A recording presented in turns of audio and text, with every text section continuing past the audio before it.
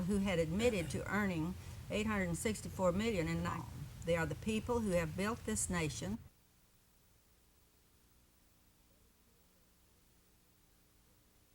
Those two were at Fort Sill and Fort Reno, connecting the Cherokees organized a company to build the majority of their calls, as would church groups who do the captive customers. You speak of evidence, yet the evidence is the same old thing used over.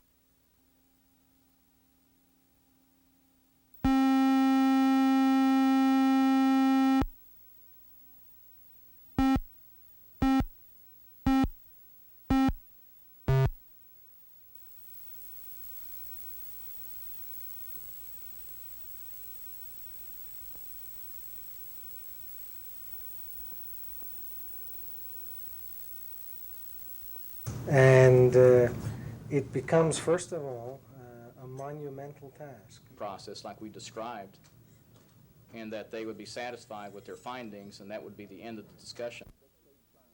NLC representatives have attempted to dictate terms which would needlessly expand the scope of our initial invitation to include hundreds of documents relating to confidential medical records for those born with spina bifida and other birth anomalies.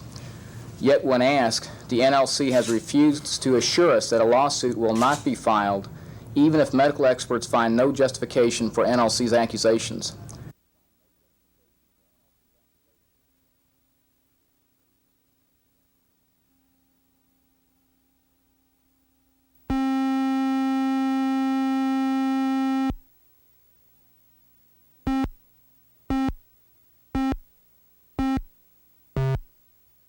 To over 1,000 people, so their workload is very significant. Second Department of the Commission the opportunity to address issues that it needed to address. People's services as contracted. Certainly the recount is down, but we in the division have been left with the results of the boom, and therefore pollution complaints resulting from those wells that were drilled at that time have not reduced at all.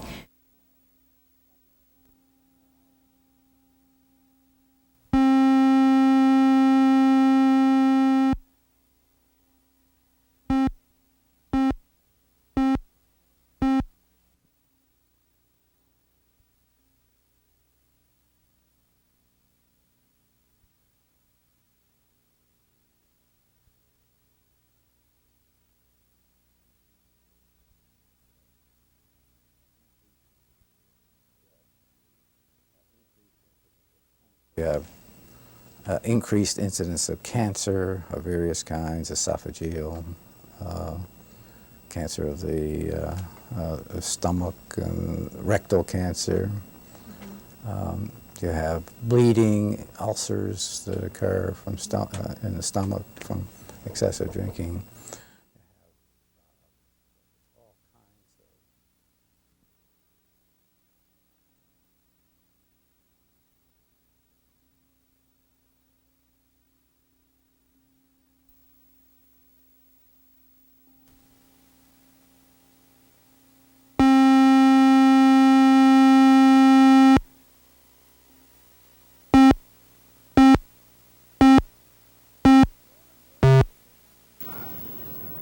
Norman Board of Education chamber was filled to capacity tonight with sign-carrying parents and children. Parents are angry that their elementary-age children have to walk nearly 1.5 miles to Woodrow Wilson School. Busing rights are only granted to those children living over 1.5 miles from school. Streets aren't safe. When every day, and I mean every day, it's on the TV, it's in the newspapers, it's on milk cartons, it's on grocery sacks, it's even on semi-trucks. Ads for missing children. Well, we don't want our kids to become one of these missing children. I live in the trailer park and we pick up kids in the trailer park. It's obvious you don't think it's a reasonable walking distance if you already pick up kids there. You know, we're not asking you to make another bus stop. We're not asking you to come any farther in. School board members say their hands are tied. They say the money is not available to alter the bus routes. Board members say if legislation is changed, accommodations can then be made to pick up children living in a closer proximity to school. It's a matter of funds. I empathize with you totally. If I had funds available, we'd provide transportation for everybody. No action was taken by the board tonight. Parents say they'll bring up the issue again at the October school board meeting. Until then, many parents say they'll keep their children home from school, saying the streets aren't safe enough to let them walk such a long distance. Ann Nyberg, News 4.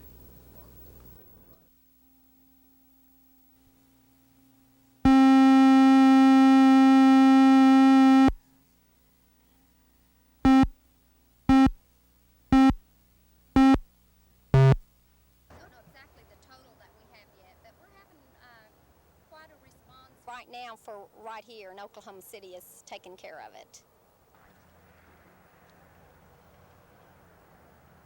It may save some child's life or some person's life. A lot of them use them for clothes. They wrap up in sheets and blankets and stuff, and it'll keep them from freezing to death this winter.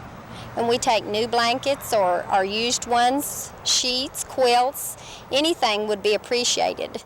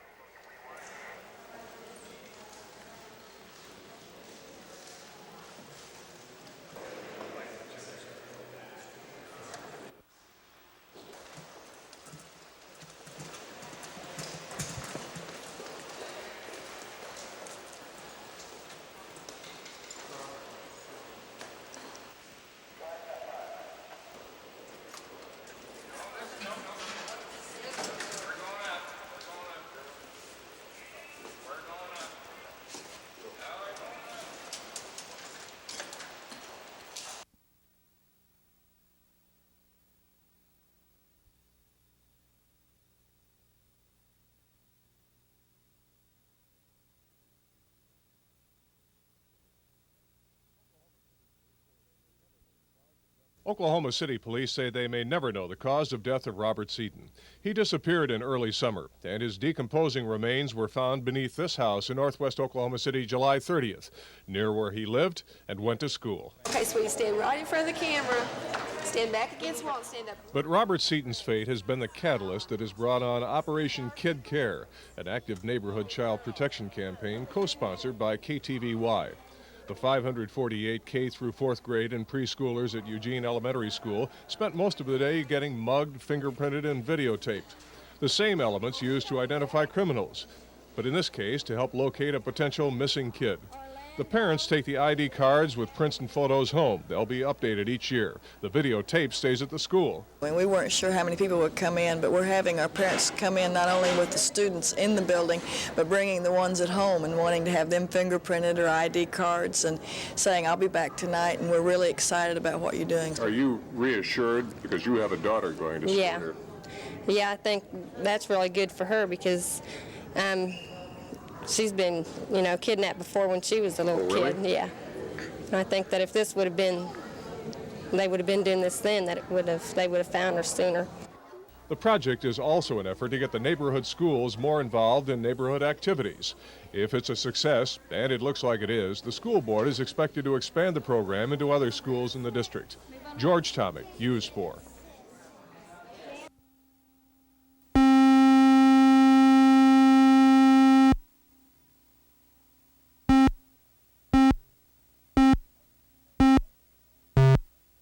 merchant collects sales tax that doesn't belong to him.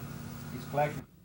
And there are many other ways of cross-matching different servicing was there for. Once we commence the criminal prosecution, our intent is not to collect the money. Now, we will do that sooner or later in a civil action, but we intend to stand behind the district attorneys. We're not going to give them up. Once we refer it to a district attorney and they undertake to prosecute, the district attorney is going to call the shots all the way, and we won't be settling those cases out from under him.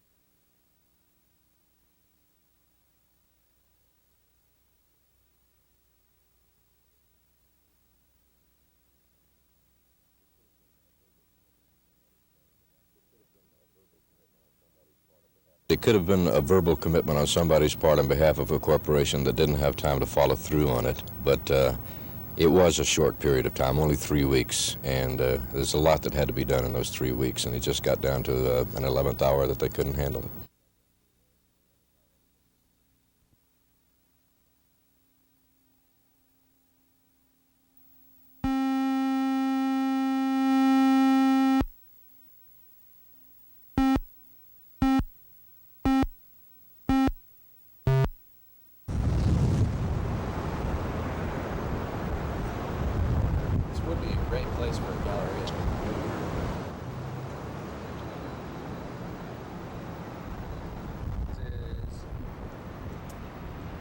Obviously, we don't have our part of any such investment at this time, but they are interested. They're two nationally known developers, both of which have done some really fine projects around the country, and that in itself is encouraging. They really like the project.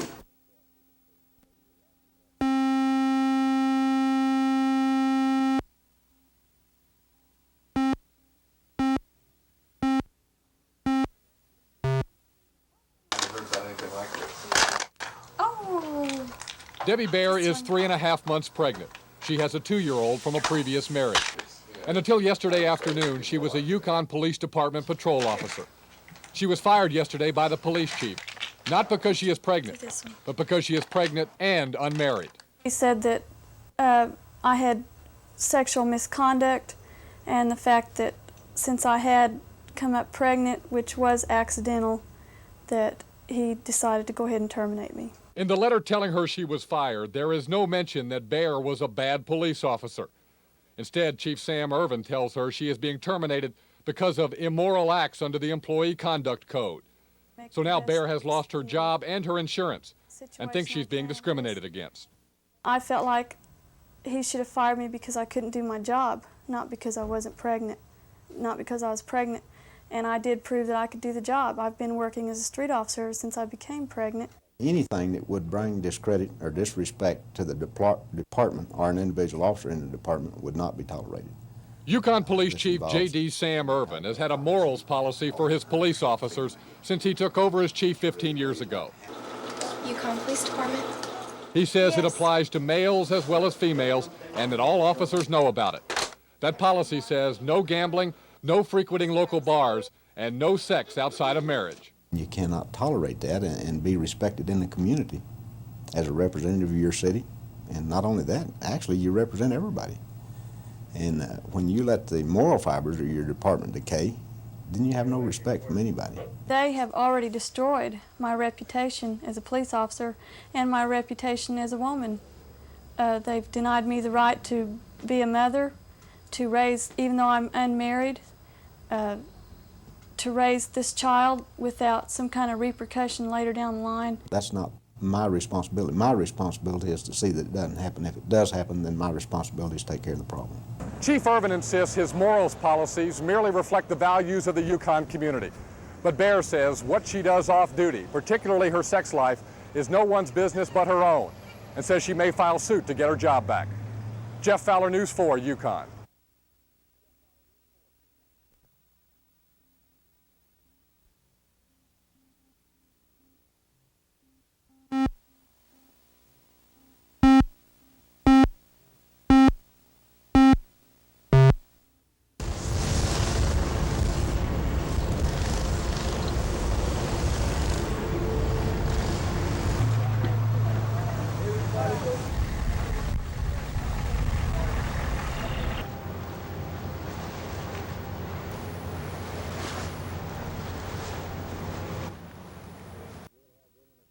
there's always kids missing, but we'll have them and their parents back together within 30 minutes usually.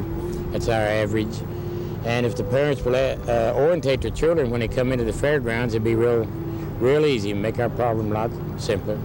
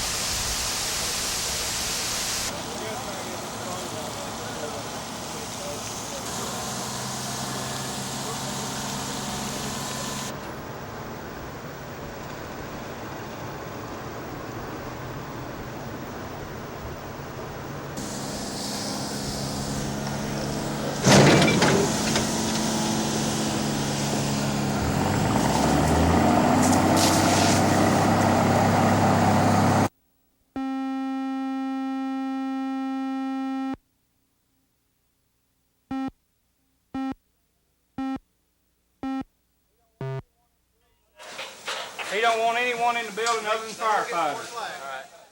The Rollingwood Elementary School is not safe at this point. There is so much structural damage, firemen have no idea how long portions of the building will remain standing. Because the situation is unpredictable, school officials say they have no alternative. There will be no class tomorrow. The fire department has advised us that some of the walls may have been weakened a little bit, so we would not want to have children around under those conditions. Parents and students who live near the school were out watching, and most of them realized they were lucky.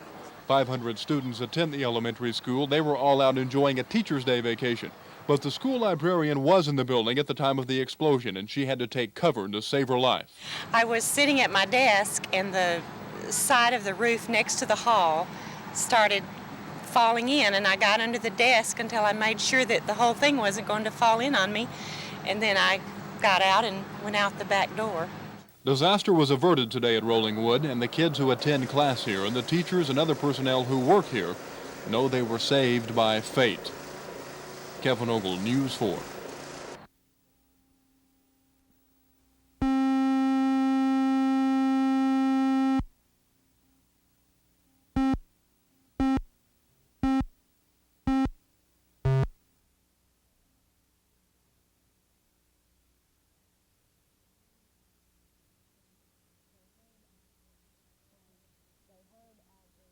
When they heard of the earthquakes and what had happened to Mexico City, they knew that we did take medical teams 3 or 4 times a year to disaster areas, and so they called to see if we were going to take a team, and they wanted to volunteer their services.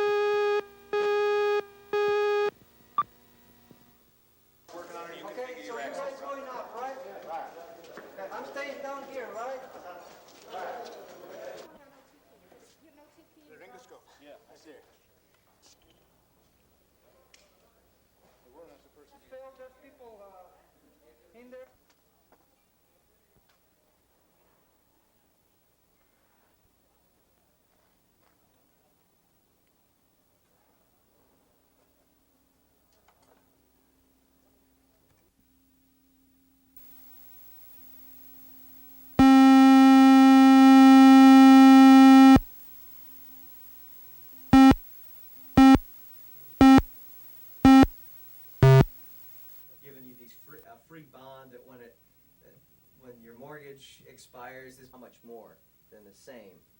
Okay. At the same fixed rate. We'll see the rates come down a little bit. I mean, they'll be more price competitive. They're paying principal on their loan every 14 days rather than every 30 days.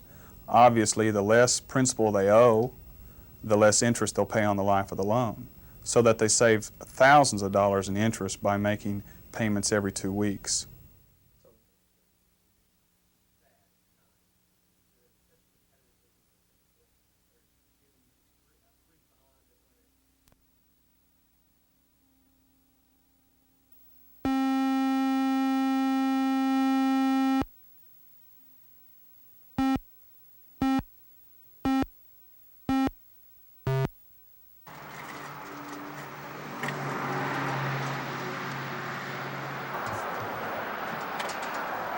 the rates went from around $3,000 a year to the lowest bid that he gave us of $9,000, and a quote was as high as $27,000 for the same coverage.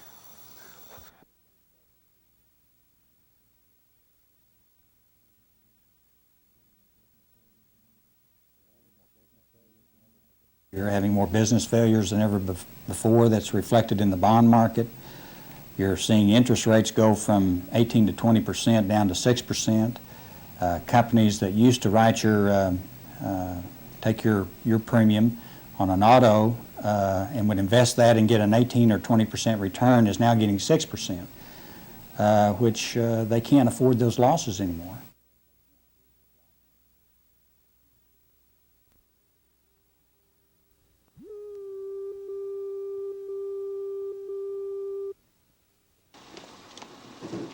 Death came to Rock Hudson at his Beverly Hills home, where he had been in seclusion since leaving the UCLA Medical Center. His longtime friend and publicist, Dale Olson, made the announcement. Mr. Hudson was pronounced dead by his physician, Dr. Rex Kennemer, this morning at 9 a.m. He died peacefully at his home in Beverly Hills. It became clear that Hudson was seriously ill with AIDS when he was helicoptered to the UCLA Medical Center after returning to California from Paris, where he had gone for treatment.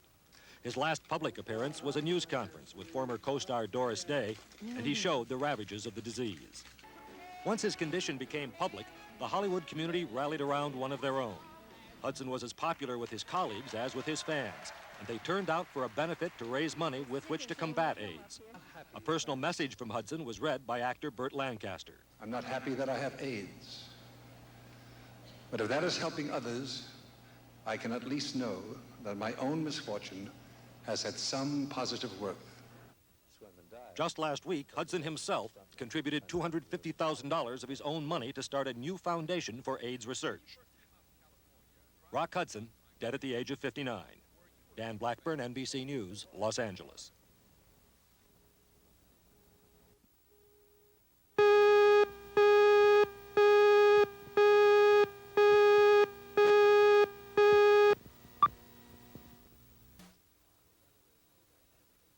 How much do you know about ice station, Zebra? Guess what's been in the papers, sir. Drift, ice station, Zebra. British civilian weather station up at the North Pole. They're in some sort of trouble up there. Trouble, yes. They've been sending out distress signals, but too weak and garbled to make much sense. There's something that's going wrong up there, that's for sure. Some kind of fire or explosion. And several men killed, the rest of them dying from burns and exposure. It's pretty rugged. Yes, sir. And they can't be reached, not by rescue planes. See, the entire polar cap is completely socked in with an ice storm. Might not clear up for days, weeks.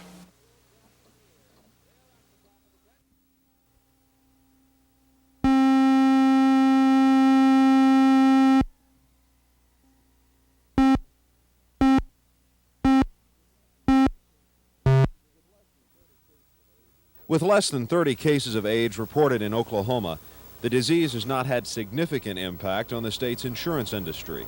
Still, the fact that Wisconsin is considering excluding AIDS coverage has some healthcare professionals in Oklahoma worried. Larry Pratter is a psychiatrist who treats some AIDS victims. Some people die rather quickly, some live a while longer. Everyone so far has died within 4 years, but they may need a lot of medical care during that time that is extremely expensive. They're not able to work during that time, and they would be dependent on insurance to pay their medical bills. The State Insurance Commission says there is no discrimination on AIDS coverage now. Assistant Commissioner Dean Gallagher doesn't foresee it becoming a problem. Presently, the way the individual minimum standards are set up, there couldn't be any exclusion or exemption. It would be possible under some groups. However, we have not seen any indication of it. The insurance industry recognizes AIDS as a new disease, so it's impossible to predict exactly what will happen. For now, at least in some states, the fear of insurance exclusions will continue. Dan Slocum, News 4.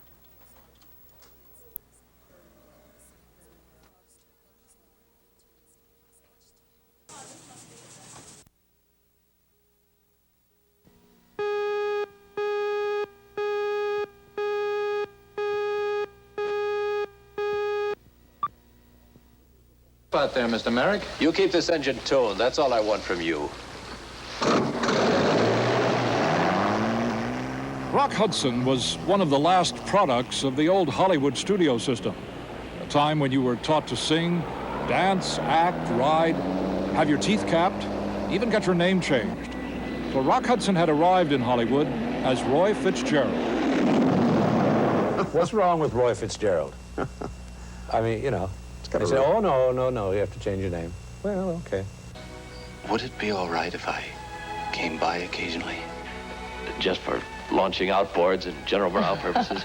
I hope you won't think I'm imposing. Well, of course. Hudson had made 25 films in his first 4 years by the time he appeared opposite Jane Wyman in Magnificent Obsession. The year was 1954, and he had become one of the top leading men in the then fast-changing film industry. I'm rich, baby. I'm a rich one. 2 years later, in 1956, he appeared in the George Stevens production of Giant, opposite James Dean and Elizabeth Taylor. I'm real glad you struck him. Hudson was nominated for an Oscar for his role in Giant, the only time that happened in his long career, although he frequently received Star of the Year and Most Popular Actor awards. For a long time, his movies were either tearful melodramas or adventure films like Ice Station Zebra, which called for his stoic presence in an icy confrontation with the Russian military.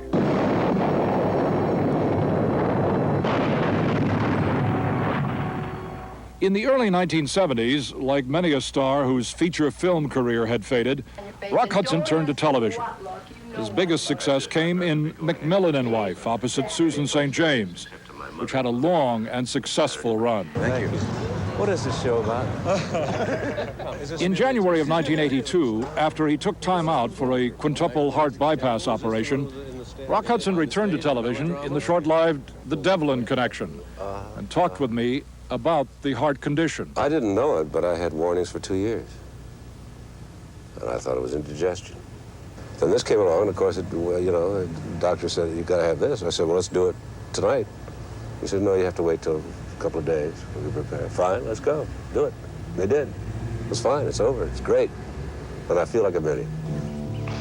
I've been in love with you since... Most recently, Hudson had a running role in the very successful television series Dynasty, here opposite Linda Evans. You'll always be special to me. But I love him. But occasionally, he would still turn up in a feature film with other products of that old Hollywood system. Kim Novak and Elizabeth Taylor shared scenes with him in Agatha Christie's The Mirror Cracked. When Hudson and Taylor worked together in that film, 25 years after Giant, Taylor, playing a one-time screen star, spoofed their aging. Bags, bags, go away. Come right back on Doris Day.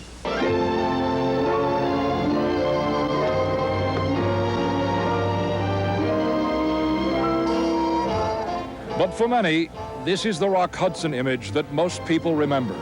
His 3 glossy bedroom comedies with Doris Day. This is perhaps the best, Pillow Talk. Ironically, Rock Hudson played out his last public appearance with Doris Day in July. He had surprised the actress, who was promoting a new television program. It was a shocking image of the once virile actor who had learned his profession as a contract player in the old way, on the job. For today, Jim Brown, NBC News, Hollywood.